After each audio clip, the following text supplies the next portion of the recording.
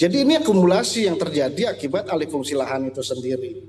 Padahal kalau umpamanya kita melihat kan kawasan pertanian atau lahan pertanian yang di dalamnya terdapat subak itu sebenarnya juga berbarengan dengan bagaimana kerentanan Bali itu sendiri terhadap salah satu bencana yakni banjir seperti yang kita alami sekarang kayak gitu. Karena Apakah memang sebelumnya di Bali sendiri sudah pernah terjadi banjir yang separah ini atau ini menjadi banjir terparah, Bli?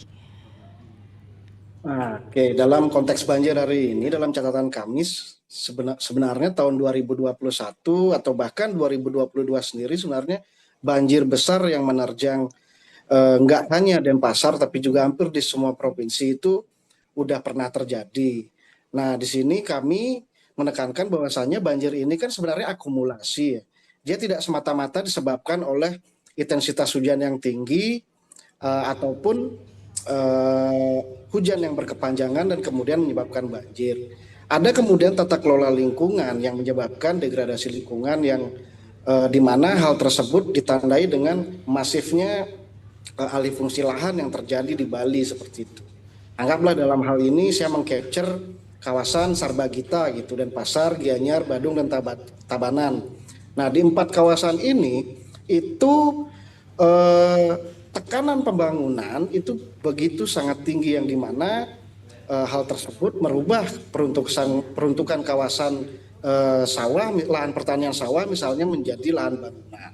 Anggaplah contoh Kota Denpasar sendiri itu mengalami penurunan lahan sawah sebanyak 784,67 hektar atau sekitar 6,23%-nya itu sedari rentang waktu 2018 hingga 2023. Begitu pula juga di tempat-tempat atau kawasan atau kabupaten yang lain. Dan yang paling terbanyak itu adanya di Tabanan sebanyak 2.676,61 hektar seperti itu. Jadi ini akumulasi yang terjadi akibat alih fungsi lahan itu sendiri.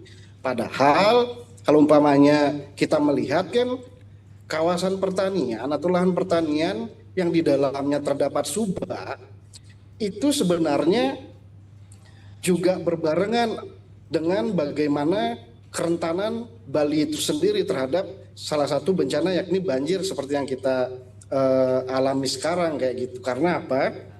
Adanya subak atau adanya sistem irigasi tradisional ini itu kan dia setiap 1 hektar sawahnya tuh mampu menampung 3.000 ton air apabila tinggi airnya itu 7 cm.